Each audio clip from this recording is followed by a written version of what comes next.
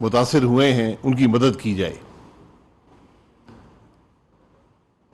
बहुत सी माशी मुश्किलात के बावजूद हुकूमत पूरी कोशिश करेगी कि रिलीफ दी जाए। जो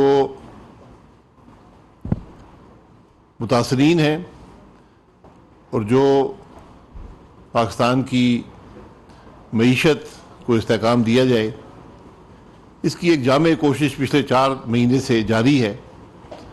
उसके असरात अब आने शुरू हुए हैं, लेकिन ये अफसोस की बात है कि जब मुल्क के हालात इतने तशवीशनाक हों, जब करोड़ों पाकिस्तानी सैलाब से मुतासिर हों, जब पूरा पाकिस्तान मईशत की बदहाली से मुतासिर हो और जो मईशत की इस्तेहकाम के लिए कोशिशें हैं, जिसमें एक बड़ी कोशिश IMF का प्रोग्राम की बहाली थी। यह IMF का प्रोग्राम वो प्रोग्राम है जो इमरान खान की हुकूमत ने जो मायदा किया था। ये कोई नया प्रोग्राम नहीं है। मायदे जब हुकूमत पाकिस्तान करती है, वो हर हुकूमत की जिम्मेदारी होती है। जो हुकूमत भी हो, जब वो मायदा करती है एक रियासत के तौर पर, फिर उसकी जिम्मेदारी होती है कि उस मायदे को पूरा करे। इमरान खान ने मुसलसल 4 साल इन मायदों को तोड़ा, पाकिस्तान की साख को बेपनाह मुतासर किया और आखिर में जो मायदा शौकत तरीन साहब ने फरवरी में जाकर किया था इसी साल, उसको न सिर्फ तोड़ा बल्कि एक ऐसा बोझ मुल्क पर डाल दिया जिससे निकलने में हमें कई साल लगेंगे। लेकिन उससे भी बढ़कर अपने उस अमल से कि न सिर्फ आपने IMF का मायदा तोड़ा, बल्कि आपने वो काम किए जो दुनिया में कोई मईशत नहीं कर सकती,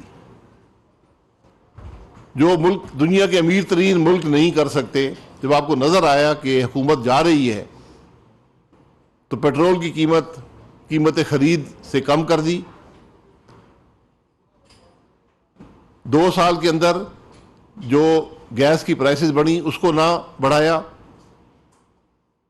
जिससे गैस की तमाम कंपनियां तबाही के शिकार हैं। बिजली की कीमत जो बढ़नी चाहिए थी, जिसके बगैर बिजली का निज़ाम नहीं चल सकता, तमाम बिजली की कंपनियां तबाह हाल हैं।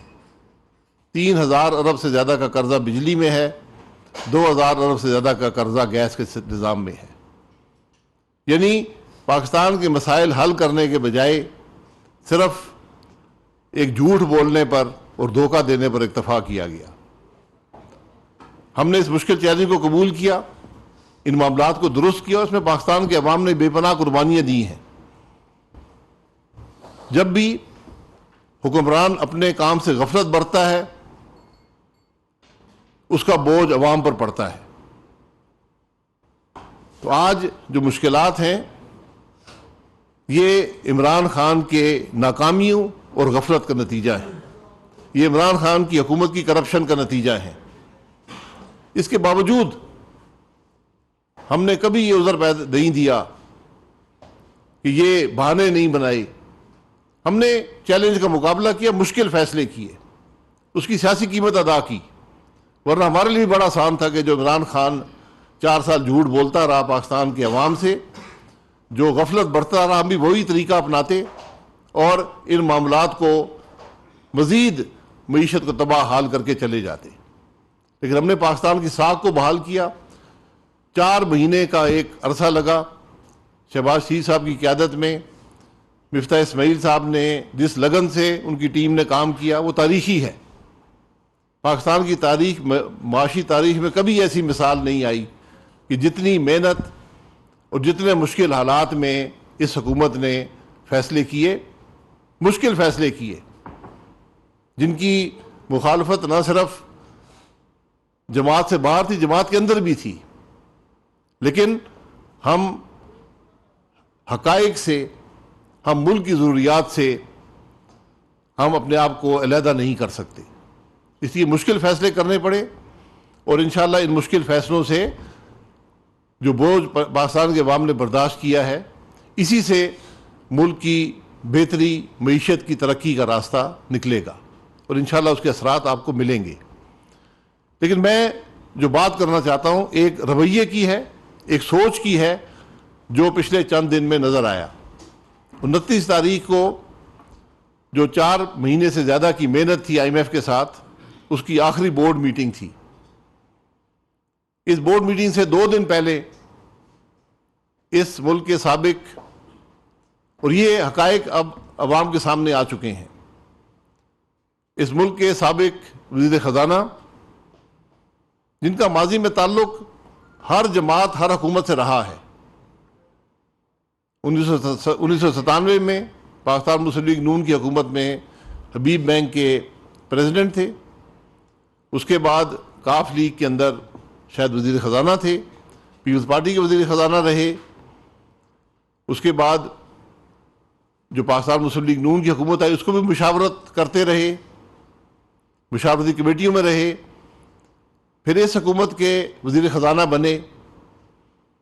वो पाकिस्तान की जो मईशत है उससे बहुत अच्छी तरह वाकिफ़ हैं, IMF के प्रोग्राम से बहुत अच्छी तरह वाकिफ़ हैं। वो जानते हैं कि क्या चीज़ें मुतासर करती हैं इन प्रोग्रामों को। वो जानते हैं कि क्या बात करनी चाहिए और क्या बात नहीं करनी चाहिए, उस बात करने या ना करने का क्या असर होता है। इसके बावजूद और वाज़ेह सबूत मौजूद है कि शौकत तरीन साहब, जो आज इस मुल्क के एक सेनेटर भी हैं, पार्लियामान का हिस्सा हैं, उन्होंने इमरान खान की मुशावरत के साथ PTI की आला क़यादत के अहकामात के नतीजे में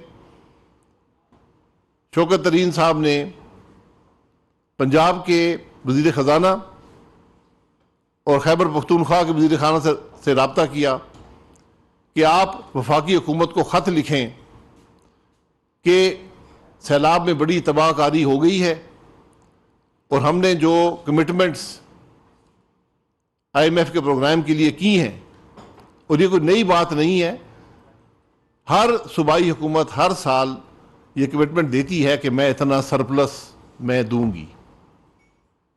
ये कोई अनोखी बात नहीं है, ये पहली दफ़ा नहीं हुआ, और उसको पूरा करने की भी कोशिश करती है।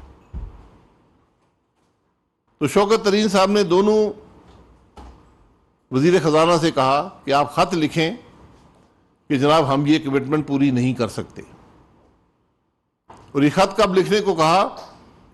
जब IMF की आखिरी मीटिंग सिर्फ 3 दिन दूर थी।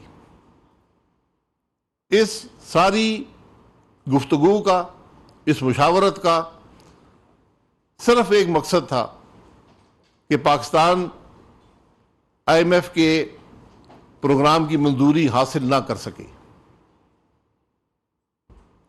और ये बात पंजाब के वज़ीर ख़ज़ाना ने की।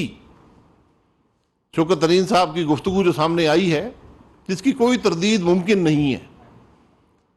पंजाब के वज़ीर ख़ज़ाना ने कहा कि रियासत पर क्या असर पड़ेगा।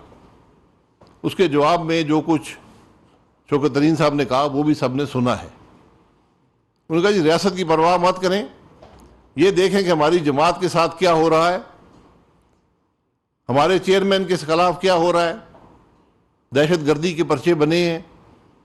यानी उन्होंने कहा कि इन सब को छोड़े, रियासत को एक तरफ रहने दें, पाकिस्तान के अवाम को बेशक तबाह होने दें, हमने तो अपनी सियासत बचानी है, अपनी जान बचानी है। ये सोच कार फरमा है। जो कुछ खैबर पख्तूनख्वा के वज़ीर ख़ज़ाना ने कहा वो भी आपके सामने है। उसने कहा जी मैं तो सारी इंफॉर्मेशन जो है वो IMF को लीक कर देता हूं, मैं तो IMF के जो यहां पर अफसरान उनको जानता हूं, उनको सब बातें बता दूंगा। आप अपने मुल्क के खिलाफ साजिश करना चाहते हैं। ये आपका मकसद था, जबकि पूरा मुल्क सैलाब से मुतासिर है। आज तो ज़रूरत इस बात की कि सब इकट्ठे हों, इस सैलाब का असर जो पाकिस्तान के अवाम पर है उसका मुकाबला करें। लेकिन इमरान खान की सोच सिर्फ ये रही है कि मैं अपनी सियासत बचाऊं, मैं सियासी मकसद हासिल करूं, पाकिस्तान की मईशत बेशक तबाह हो जाए। और इसका नमूना 4 साल में इमरान खान ने पेश किया। एक चलती हुई मईशत को इमरान खान ने तबाह किया, और वो तबाहकारी ऐसी है कि उसके असरात को ज़ायल करने में आपको कई साल लगेंगे। बहुत से मुश्किल फैसले करने पड़ेंगे। वो कुछ फैसले हुकूमत ने किए हैं, लेकिन मुझे अफसोस इस बात का है कि अगर इमरान खान की सोच नाकारा थी, अवाम दुश्मन थी, मुल्क दुश्मन थी, तो क्या ये लोग जो इस मुल्क के हसास तरीन ओहदों पर रहे हैं, हसास तरीन ओहदों पर हैं, 2 बड़े सूबों के वजीर खजाना, एक आदमी जिसका 30-35 साल का ताल्लुक पाकिस्तान की मईशत से है, जो उसका हर पहलू जानता है, वो एक मुनज़्ज़म साजिश के तहत एक दूसरे से राब्ता करके पाकिस्तान की मईशत को तबाह करना चाहते हैं। सिर्फ एक मकसद कि पाकिस्तान 29 तारीख को IMF पाकिस्तान के प्रोग्राम को रिजेक्ट कर दे। एक नुकाती एजेंडे पर इन अफराद ने काम करने की कोशिश की। ये हकायक पाकिस्तान के अवाम की अदालत में रखने ज़रूरी हैं। बाकी जो इसके कानूनी पहलू हैं, मुझे उसका इल्म ज़रूर है, लेकिन मैं ये समझता हूँ कि ये फैसले पाकिस्तान के अवाम को अब करने हैं कि क्या वो ऐसे लोगों पर एतमाद कर सकते हैं जो पाकिस्तान के मुश्किल तरीन वक्त में भी पाकिस्तान की अवाम की कमर में छुरा घोंपना चाहते हैं, जो पाकिस्तान की मईशत को अपने सियासी मकासद के लिए तबाह करना चाहते हैं, जिन्होंने खुल्लम खुल्ला कहा कि मुल्क की परवाह मत करें, अपनी जमात को देखें, अपनी जमात की क़यादत को देखें। क्या मैं हुब्बुल वतनी का मेरा कोई दावा नहीं है, लेकिन जो आदमी ये काम करेगा मैं उसको अपना दुश्मन समझता हूँ, पाकिस्तान के अवाम का दुश्मन समझता हूँ, पाकिस्तान का दुश्मन समझता हूँ। इन अफराद को आज अपनी वजाहत देनी पड़ेगी। आज नहीं देंगे तो कल देनी पड़ेगी, पाकिस्तान के अवाम को देनी पड़ेगी कि आप क्या सोच लेकर ये काम करने जा रहे थे। खैबर पख्तूनख्वा ने तो खत भी लिख डाला और कोशिश की कि किसी तरह ये प्रोग्राम मंजूर ना हो पाए, और वजीर खजाना खैबर पख्तूनख्वा ने खुद कहा कि मैं तो सब इंफॉर्मेशन IMF को पहुंचा देता हूं, ये खत भी पहुंचा दूंगा।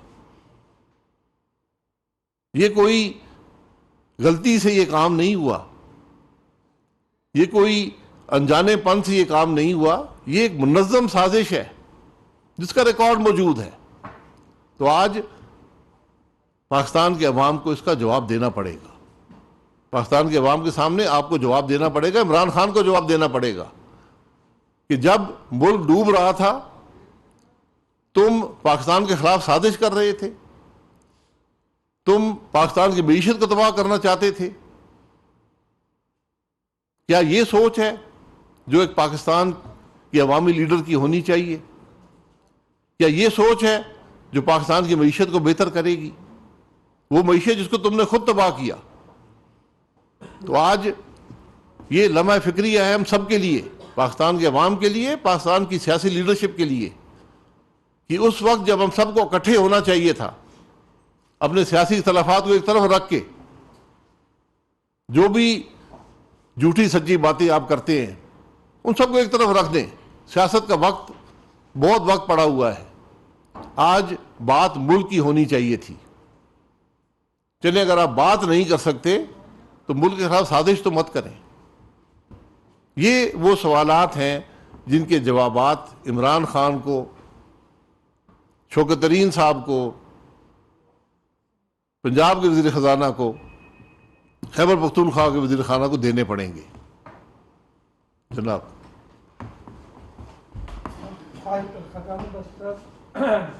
ये शीर मदारी साहब का मैं कल बयान पढ़ा था, वो कह रही थी जुर्म ये नहीं है कि मौसम शौकत तरीन साहब ने क्या क्या, जुर्म ये है कि उनकी ऑडियो रिकॉर्ड की गई। दोनों में से कौन सा जुर्म बड़ा है? दोनों जुराइम को अवाम के सामने रखने, दोनों जुराइम पे पर्चा दर्ज कर लें। ये इकोनॉमिक टेररिज्म की वाज़ेह मिसाल है। हम टेररिज्म की बात करते हैं, एटीए की बात करते हैं,